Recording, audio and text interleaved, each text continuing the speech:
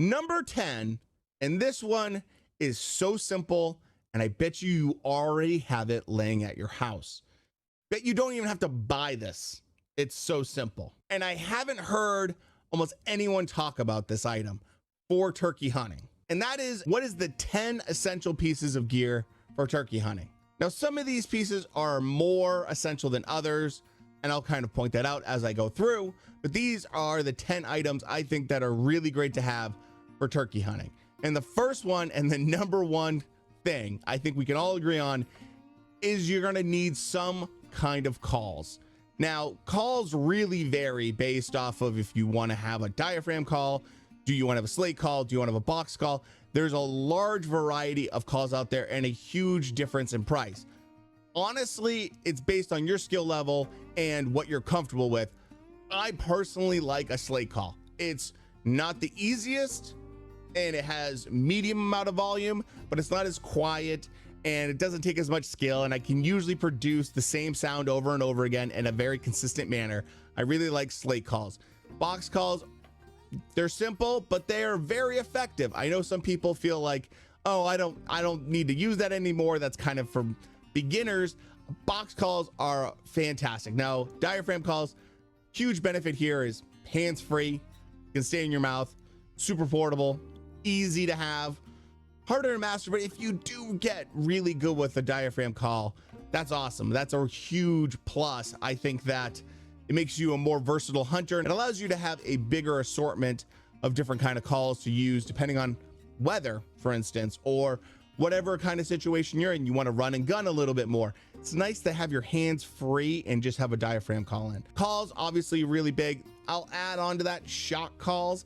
I feel like shock calls can be very effective in terms of after the early morning, you don't know where the birds are. I do like crow calls. I'm not a huge owl call person, mostly because I have owls in the area I hunt, so they naturally do it for me. But on top of that, I don't like using coyote calls. I don't like that idea. I don't like putting the birds on edge, but if it works for you, that's great.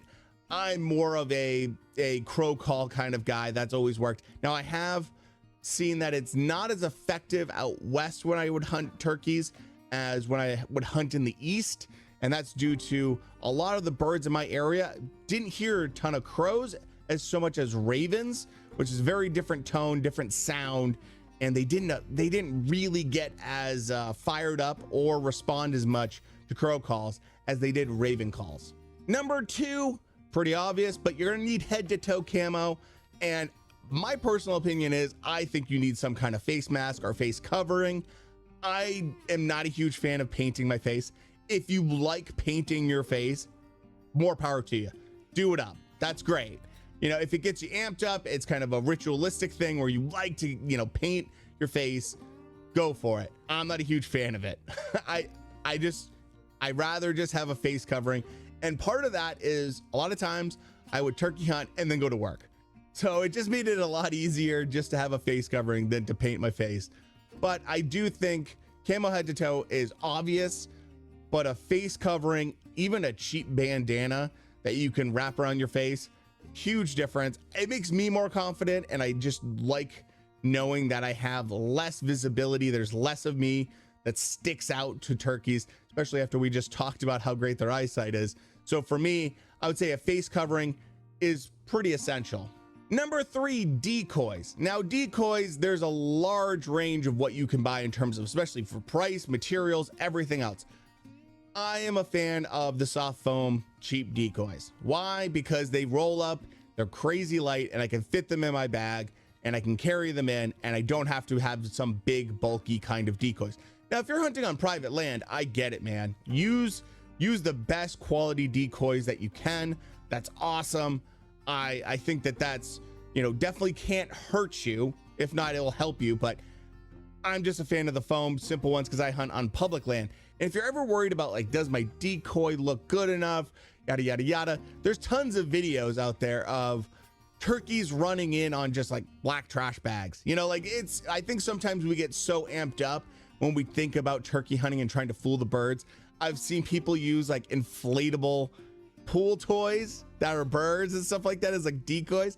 it's pretty funny. There's a lot of things out there of people doing similar things to get birds to come in, and it's just like sometimes I think we overthink it, and we tell ourselves, we justify to ourselves, you know, we need the most expensive, latest and greatest kind of thing.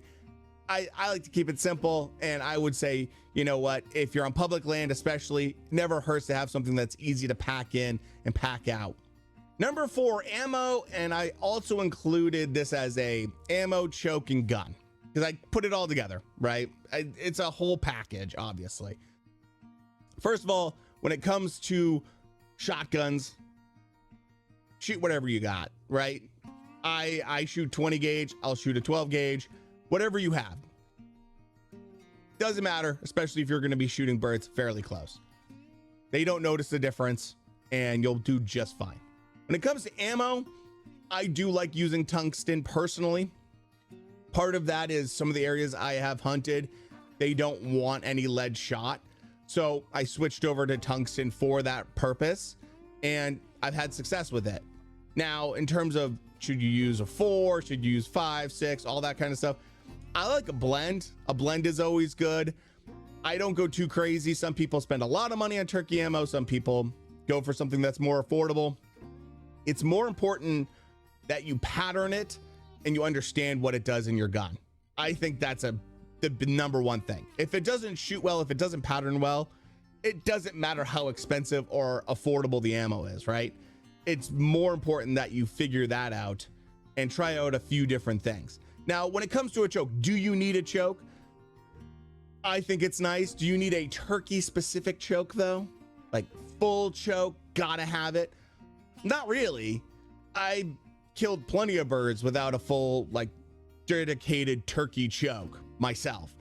But as I went on and I started getting super into turkey hunting, it's a great thing to have. It is nice to have if you get more into it. If you're someone that's just kind of casual about it, you know, you want to do it maybe a couple weekends, it's a fairly cheap tag for you, and you're not super into it, but you just kind of want to do it with your buddies a couple times, sure. Run with whatever you got. You'll probably be fine. Especially, like I said, if you're shooting birds at 20 yards or under and you know how your gun patterns, you should probably be okay. But full choke, it's nice to have, not a must have. Number 5, this one varies based on where you live personally and where you hunt. But I think permethrin or some kind of deep woods bug spray is essential. I mean, absolutely essential if you live in certain areas.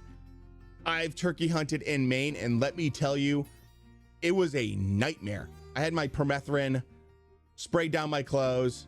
Everything was great. I had been turkey hunting for weeks, no problem. And then it wore off. In 10 minutes, I picked off 30 ticks. And it was so bad that I just didn't even try to hunt. I just said, nope, I'm done. I'm done for the day. I'm gonna get Lyme's disease. If I stick around, this is just not a good choice.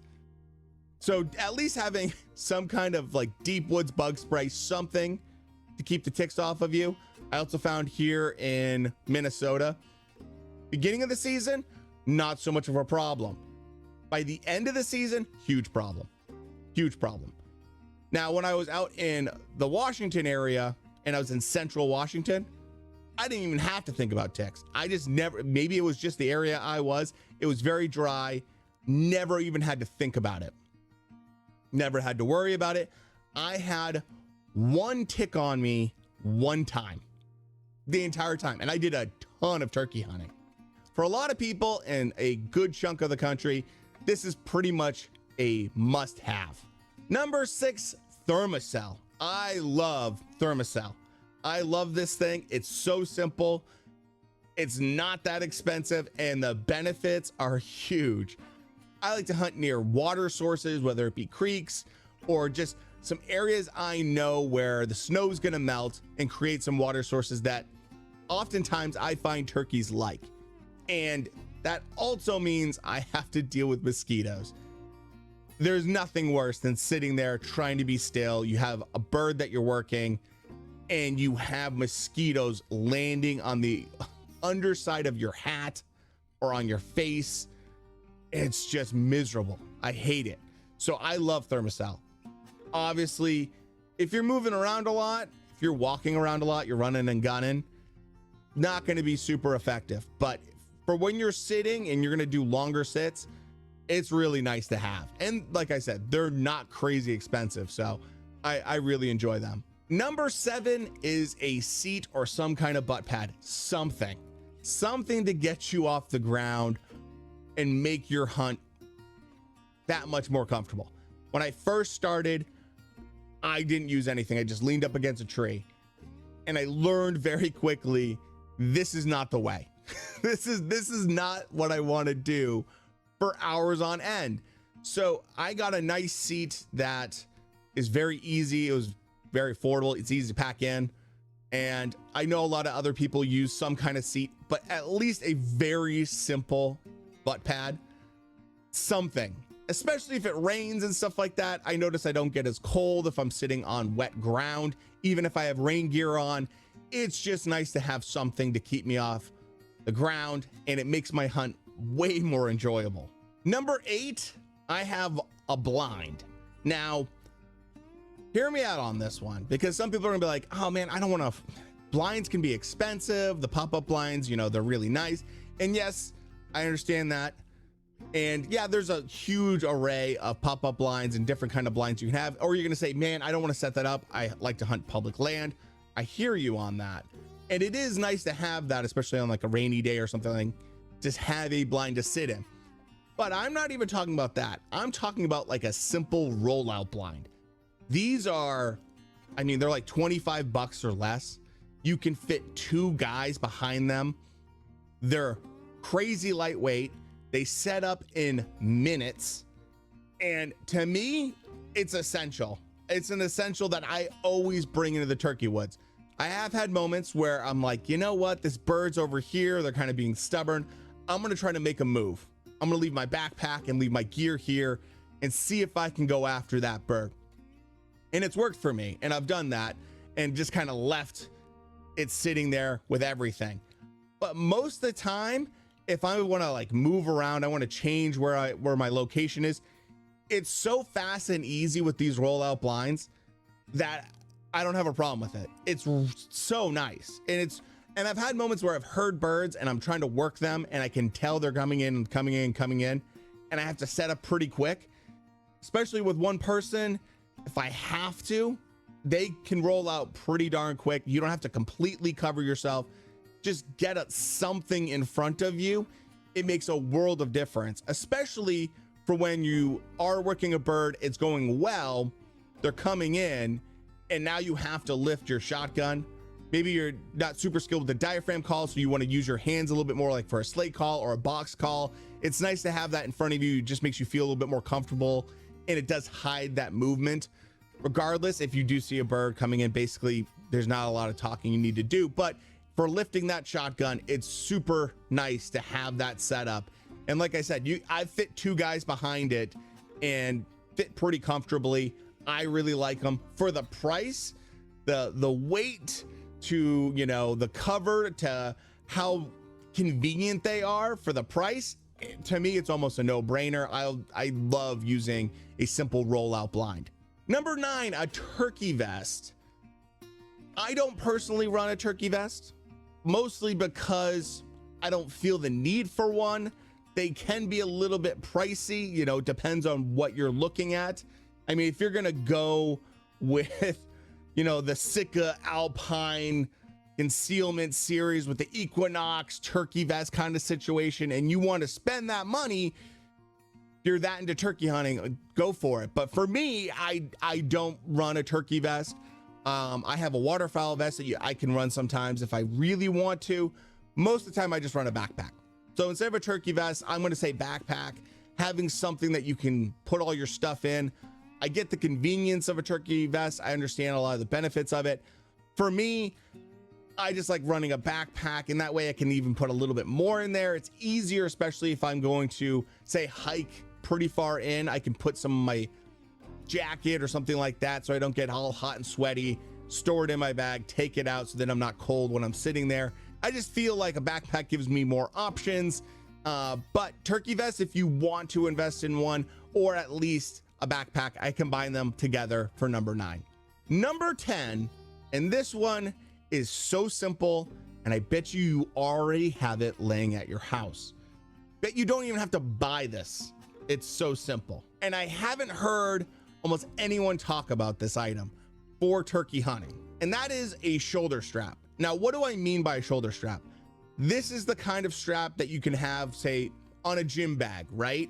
You already probably have it on a gym bag, and so that way you can put it comfortably on your shoulders, and has kind of, you know, the ends where it just clips onto it. I take those and I rig it up so you can do that around the feet of the turkey, and then when you're carrying them out, you can just put it on your shoulder. Yeah, sure, you can hold the feet and everything like that. I really like being able to have this shoulder strap because it allows me to also carry the bird hands-free. Then I have a strap on my shotgun too, so now I'm completely hands-free. And if you're hiking and you're doing if you're trying to get in the woods a little bit more distance, it's really nice. It's super convenient. The other part of it that I like is that I have doubled up before in the morning.